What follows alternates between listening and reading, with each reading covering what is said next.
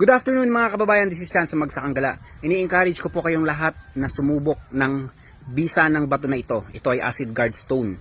Ito ay natural na bato, hindi ito artificial, hindi tao ang gumawa nito, kundi nakukuha ito sa bundok.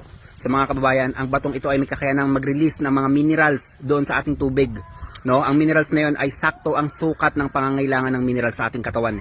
Kaya kung pansin nyo, halos lahat ng sumubok nito ang pananakit ng kanilang katawan, tuhod man yan, likod, kahit ang mata lumilinaw, no? So nagkakaroon ng quality ng pagtulog, yung mga gout nila unti-unting nalulusaw at mga cysts nawawala din. So malaking tulong ito mga kababayan. Yan, ito siya. Natural ito, hindi ito artificial na bato. So Diyos ang gumawa nito mga kababayan. Kaya huwag kayong matakot na sumubok nito. Ito ay may FDA permit. Meron din may certificate dito ng DOST, Department of Science and Technology, at safe ito. Marami na itong pinagdaanan at napatunayan na rin na ang bisa nito. Kaya kung mapapansin nyo, araw-araw tayo naglalabas ng video. Ilang araw lang gumaling sila dahil lang sa pag-inom ng binabad na tubig dito. So subukan nyo mga kababayan, at masubukan nyo ang bisa ng bato nito, masubukan nyo ang tinatawag na water therapy. Yun.